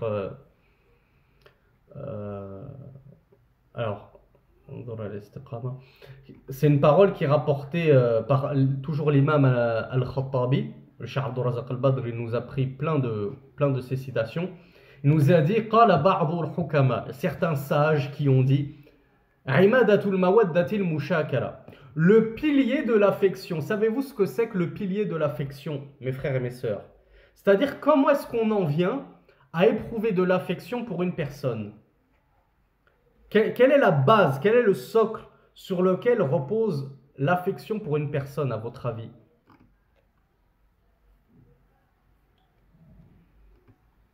Alors on parle d'empathie, de compatibilité, d'aimer ses croyances. L'imam, il nous a dit al-mushakala. Alors il y a mon djinn qui m'apporte une réponse assez proche, c'est l'envie de lui ressembler. Eh bien, al-mushakala, c'est plutôt le fait de fréquenter cette personne, de se mélanger à cette personne.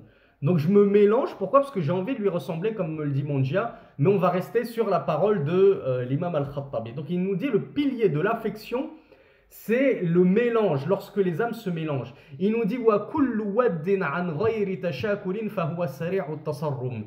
Et toute affection qui va être basé sur autre qu'un mélange va très rapidement se dissoudre. Lorsque tu aimes une personne et que tu ne la fréquentes pas, cet amour va petit à petit diminuer. Est-ce que ça ne vous fait pas penser à un proverbe français, un dicton français qui est très connu et qui est juste, dont le sens est réel? Ah, bravo Léon. Léon, il nous clôture ce séminaire en beauté. Allahumma barik. Bravo Redmi Note 10 Pro. Allahumma barik pour le téléphone. Bravo à Bordeaux 33. Bravo à Dounia. Bravo Ni 269. Vous voyez, vous êtes nombreux à connaître ce dicton en français. Loin des yeux, loin du cœur. Subhanallah. Qui d'entre vous pourrait infirmer ce dicton? Et nous qui avons fait la hijra, on est les premiers à vous dire ce dicton et il arrache les larmes aux yeux de vérité. Dès que tu t'en vas, que tu te déplaces géographiquement et que tu ne vois plus trop tes cousins, tes amis, que tu t'éloignes d'eux, eh bien, c'est comme si vos cœurs se distanciaient et se séparaient également. Et tu reviens au bout d'un an, 2 ans, pour une raison ou une autre, tu retournes dans ton ancien quartier, ils t'ont tous oublié. Ils ont tous fait leur vie. Loin des yeux, loin du cœur, subhanallah.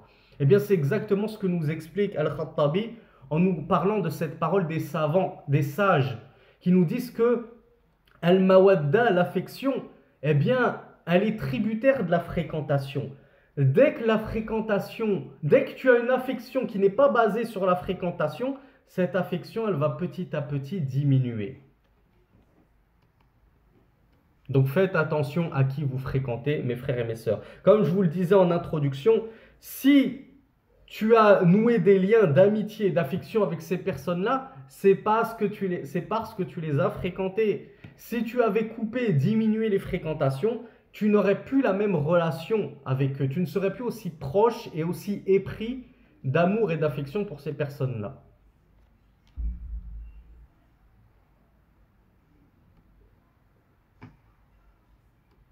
Et le Cheikh Abdurrazzaq Al-Abbad de nous rappeler que l'interdiction de fréquenter les mauvaises fréquentations et le mauvais entourage et la mise en garde à ce sujet, à tahdhir, le Cheikh Abdurrazzaq Al-Badr, il nous parle bien de tahdhir, yuhadhiru tahdhiran, il met en garde, c'est ça, tahdhir, c'est la mise en garde contre les mauvaises fréquentations et le fait de s'asseoir avec eux, à tahdhir min mujalasatihim.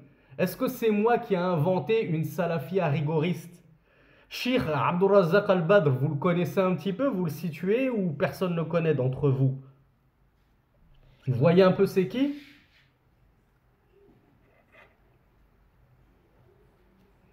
Cheikh Abdurrazzaq Al-Badr, selon votre opinion, il fait partie des savants cool, tranquilles, gentils, souriants, lumineux, ou il fait partie un petit peu des savants un peu sévères, qui haussent le ton, un petit peu comme Cheikh Raslan, avec tout le respect que j'ai pour Cheikh Raslan.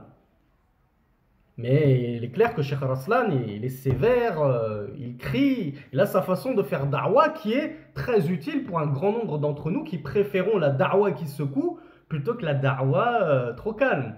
Donc vous me dites tous qu'il est cool, il est lumineux, il est savant, il est calme, il est doux, il est souriant, etc. Un petit peu comme Cheikh Al-Ruhayli. Chaque savant, il a sa prédisposition, sa nature et sa façon de faire da'wa. Et les deux sont bonnes. Abu Bakr, il était connu, radiyallahu anhu, pour être doux, avenant. Et Omar ibn al-Khattab, il était connu pour être ferme, rigoureux. C'était vraiment, ils avaient deux natures très différentes, les deux. Et Rasulullah sallallahu alayhi wa sallam, c'est celui qui réunissait le mieux les deux comportements. Tantôt ainsi, à chaque likulli maqam maqal, comme on dit. À chaque situation, il savait se comporter comme il le fallait. Du coup, qu'est-ce qu'il nous dit, ce cheikh lumineux de vos propres aveux, Abdurrazzaq Al-Badr? Il nous a dit, il y a une mise en garde contre le fait de s'asseoir auprès des mauvaises personnes, des mauvaises fréquentations. Rasulullah sallallahu alayhi wa sallam nous a mis en garde. Donc c'est moi qui ai inventé ce nouveau pilier de la religion que dès que tu as un prédicateur qui s'assoit avec un autre prédicateur, alors il faut mettre en garde contre lui.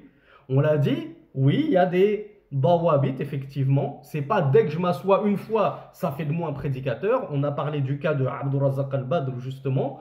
On a parlé de la venue de Cheikh Souleymane al-Ruhaili au Maroc. Et il y a eu d'autres situations comme ça. On a déjà vu Cheikh Al-Albani en présence d'un tel et un tel. On a déjà vu le Mufti Abdelaziz Al-Sheikh avec Al-Qardawi, il me semble. C'est pas pour autant que direct tu les affilies les uns aux autres. Mais quand tu as quelqu'un, tu regardes sur sa chaîne YouTube, tu as déjà 10 conférences. 10 conférences. Et puis, il l'appelle carrément Cheikh. Te dit, vous avez de la chance d'avoir un cheikh comme ça dans votre mosquée, alors que c'est un ikhwani pur et dur. Là, oui, là, tu peux commencer à les affilier. Tu vas pas attendre qu'il le dise de lui-même, oui, je suis pas salafi, il le dira jamais. Comme je vous le disais, les Ash'ari eux-mêmes et les Maturidi vont vous dire, nous sommes Ahlus Sunnah wal Jama'a. Donc, si tu attends que le frère Intel, qui est ikhwani, te dise, oui, moi je suis un frère musulman, tu vas attendre longtemps.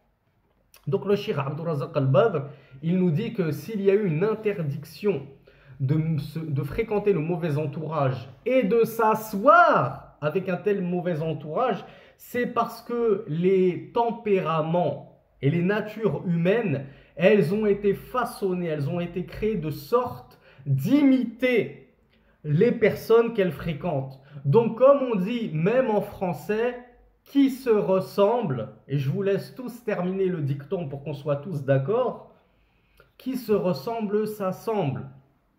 Donc même les Français le disent, qui se ressemble, s'assemble. D'ailleurs, on a un hadith du messager d'Allah sallallahu alayhi wa sallam qui nous a dit que al-arwah junudun mujannada, les âmes, elles sont telles des, comment on appelle ça, des unités d'infanterie, hein, je sais plus comment on appelle ça là, des corps de soldats de guerre, et dès qu'elles voient que tel, comment on appelle ça, les différents, j'ai oublié, tu sais, on fait la guerre, et il y a plusieurs unités, plusieurs régiments, peut-être, ouais. Donc dès que tu as un régiment qui voit le régiment allié, qu'est-ce qu'il va faire? On se regroupe, et on va faire bloc. Donc les âmes, elles sont ainsi. Dès qu'elle reconnaît une autre âme qui lui ressemble, hop, elle se regroupe, elle se colle à elle, et on fait da'wa ensemble, on fait des conférences ensemble, etc., etc. Et dès qu'elle s'ignore et qu'elle se rejette et qu'elle ne se reconnaissent pas, dès que tu vois un régiment ennemi, hop, tu te sépares, tu commences à reculer, tu commences à lui mener la guerre. C'est pareil pour les âmes.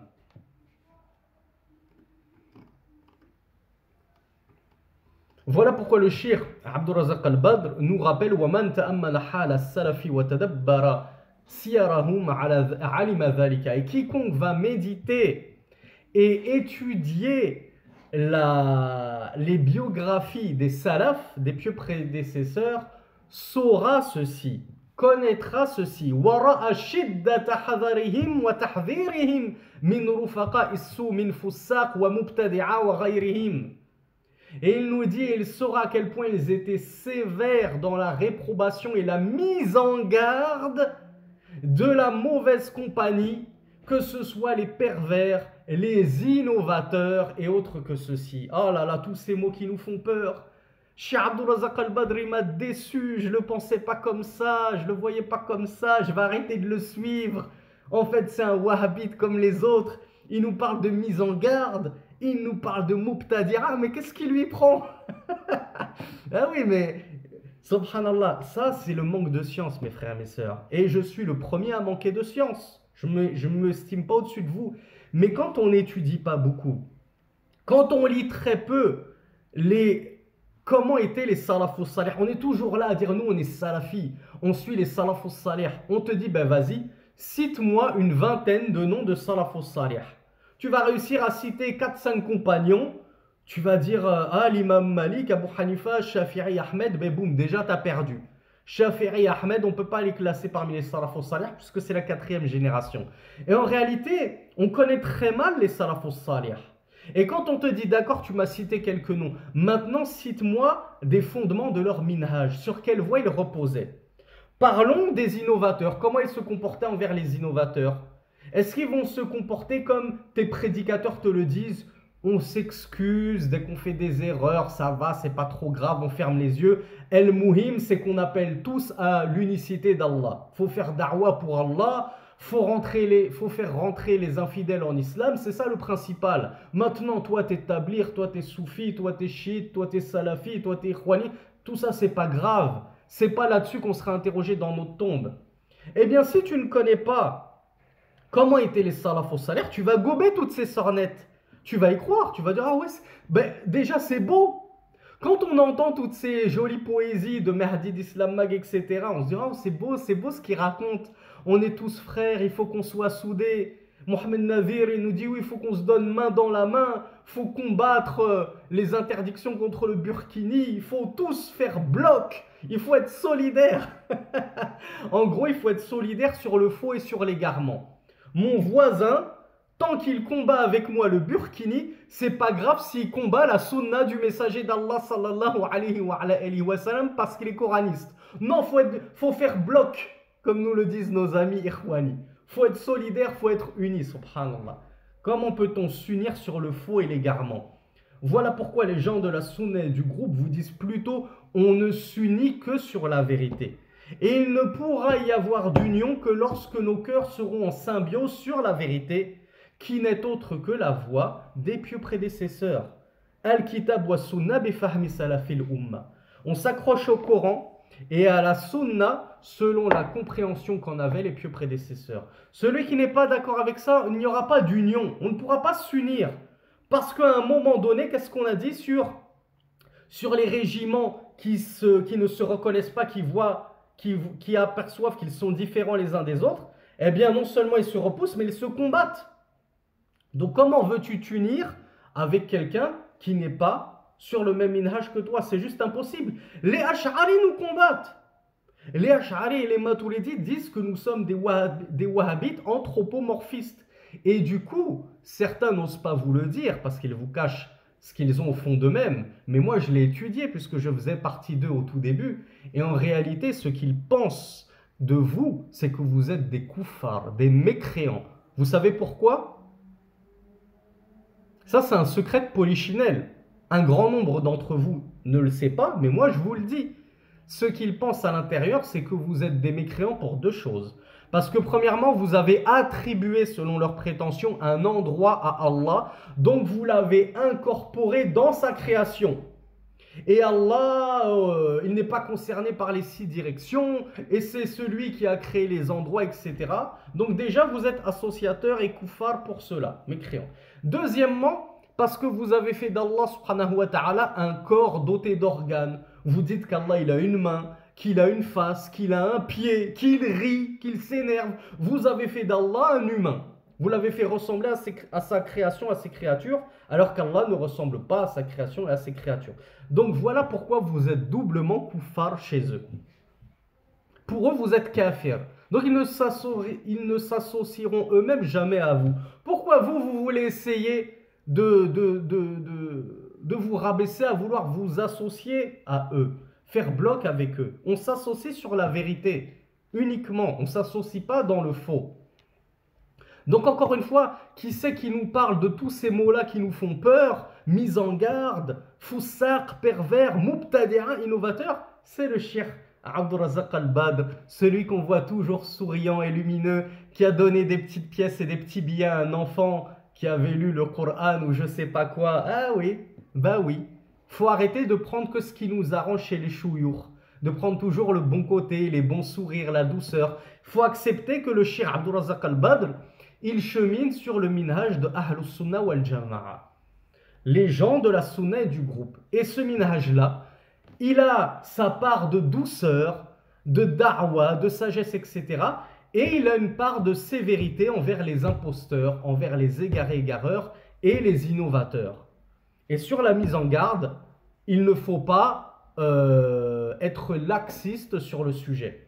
Quand on doit mettre en garde contre des imposteurs, il faut mettre en garde contre eux. On ne peut pas fermer les yeux et pire encore, les incorporer dans notre minhaj à nous. Ah si, ils sont salafis.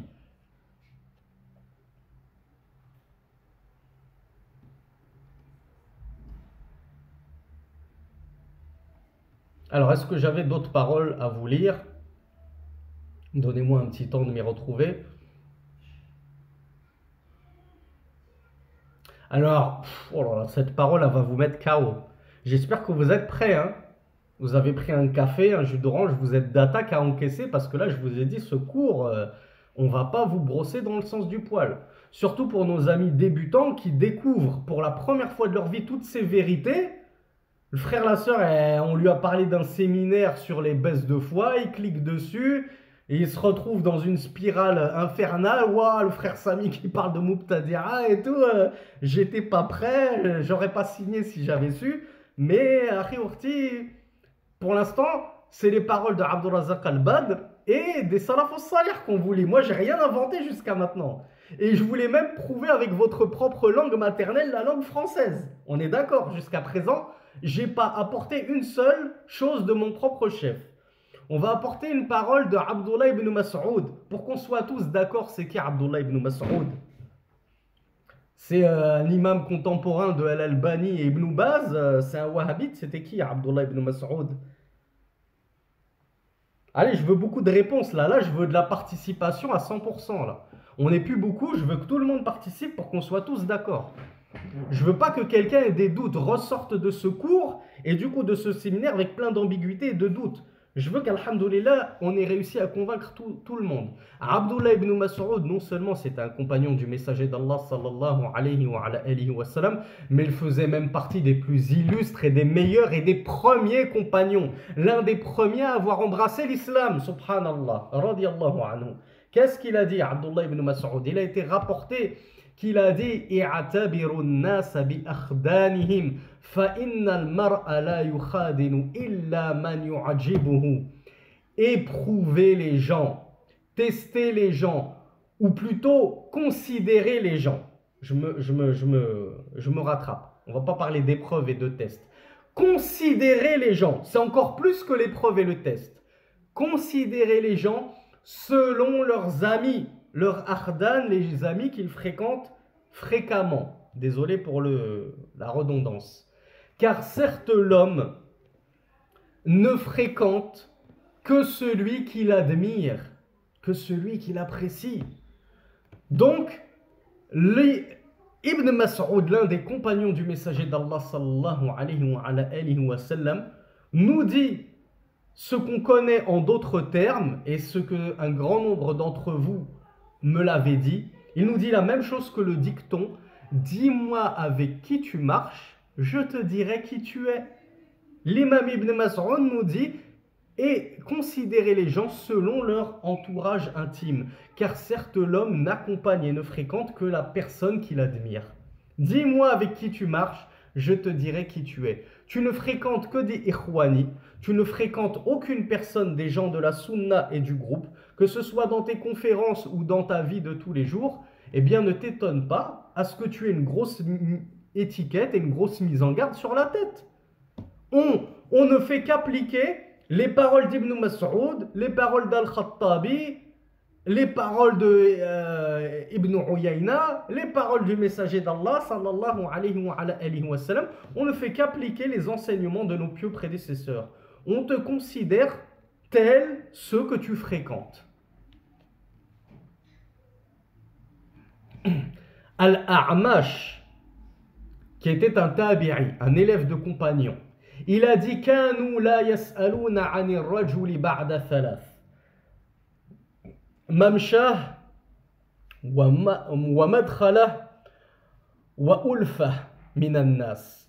Il a dit: les gens, c'est-à-dire les pieux prédécesseurs, les tabi'in et les compagnons, ne questionnaient pas au sujet d'un homme après trois choses. C'est-à-dire après avoir observé trois choses, ils n'avaient plus besoin de demander l'état d'une personne. Et c'est ce que je vous explique depuis plus d'un an, peut-être 2 ans, à laquelle remonte la playlist La critique et l'éloge. Je vous ai dit maintenant avec ces cours et cette playlist-là sur la critique et l'éloge, vous avez toutes les armes pour vous débrouiller tout seul. Vous n'avez plus besoin de me voir sur Instagram, sur Twitter. Est-ce qu'on peut écouter un tel? Est-ce qu'on peut écouter un tel? Est-ce qu'un tel c'est un salafi? Est-ce qu'un tel c'est un innovateur? Al-A'mash, il a dit: tu regardes 3 choses. Après, tu n'as plus besoin de questionner sur la personne. Tu peux te faire ton propre avis et ton propre jugement. regarde avec qui il marche.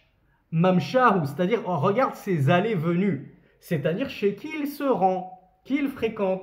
Regarde matralahu, ses entrées, chez qui il entre, qui il fréquente, chez qui il va s'asseoir, chez qui il va manger.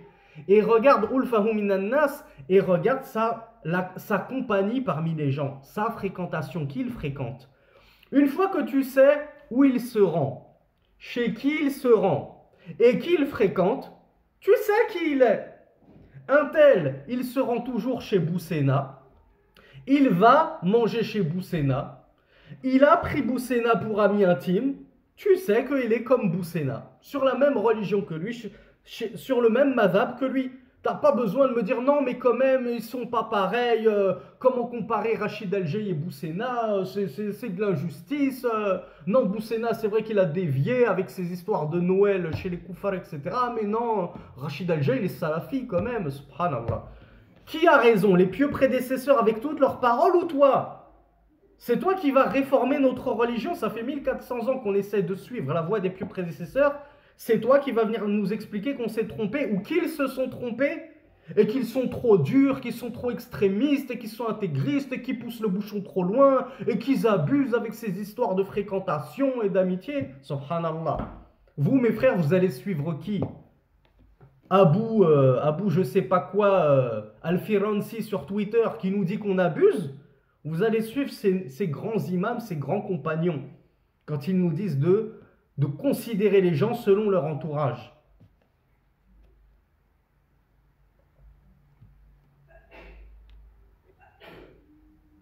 Soufiane, alors je ne sais pas si c'est Soufiane al-Thawri ou Soufiane ibn Uyayna, quoi qu'il en soit, les deux étaient des immenses mujtahidoun qui avaient vécu du temps de l'imam Malik ou même un petit peu avant, sont nés avant l'imam Malik. Soufiane a dit Laysa shay'un ablagha fi fasadi rajulin wa salahihi min sahibin. Il n'y a rien de plus destructeur pour la rectitude d'un individu qu'un sahib, qu'un compagnon. Si le compagnon il est pervers, ce sera la plus grande cause de la destruction de tes nobles mœurs et de ta religion.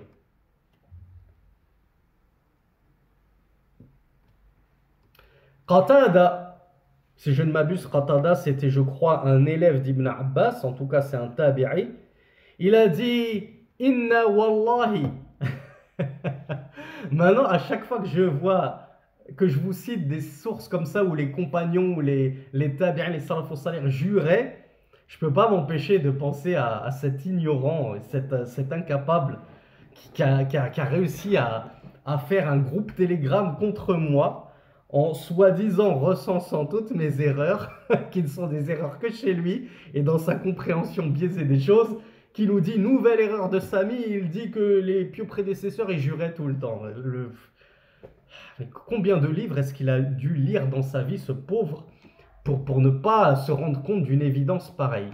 Qatada a dit Wallahi inna ma ra'ayna ar-rajula yusahibu min an-nas illa mithlahu wa shaklahu فصاحب الصالحين من عباد الله لعلكم أن تكونوا معهم أو مثلهم. Qatada il a dit par Allah, oui il a juré, que ça plaise à celui que je vise ou non.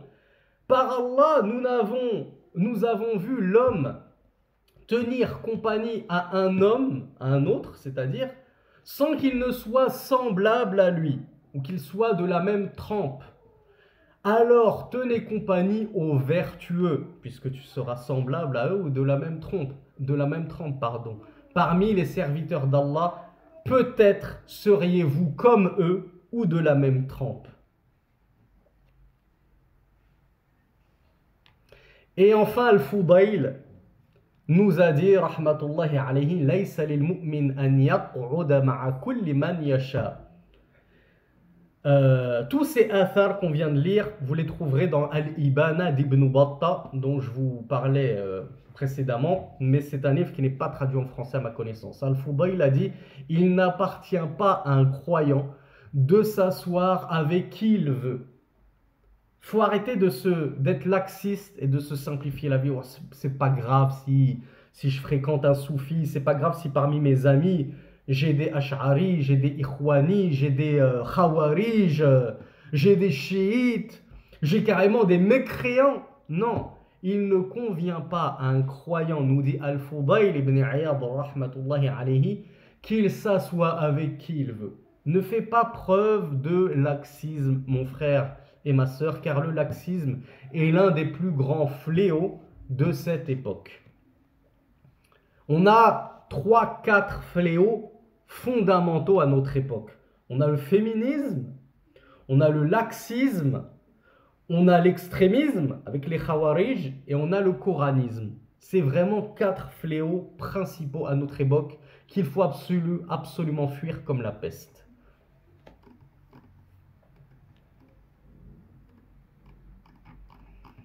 Ainsi se termine notre cours. Je vous avais dit qu'il allait être conséquent et important. Du coup, je m'excuse d'avoir débordé de 30 minutes.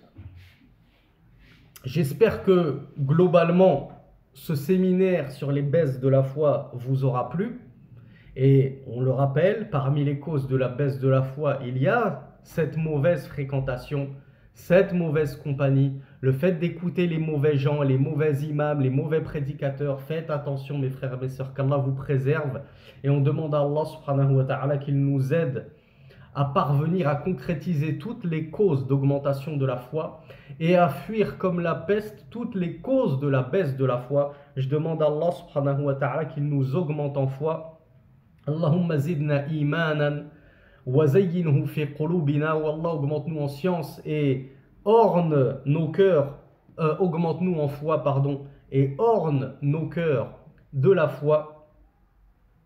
وكره إلينا الكفر والفسوق والعصيان, et fais-nous détester la mécréance, la turpitude et la transgression et la désobéissance. هذا والله أعلم وصل اللهم على نبينا محمد سبحانك اللهم وبحمدك أشهد أن لا إله إلا أنت أستغفرك وأتوب إليك وآخر دعوانا أن الحمد لله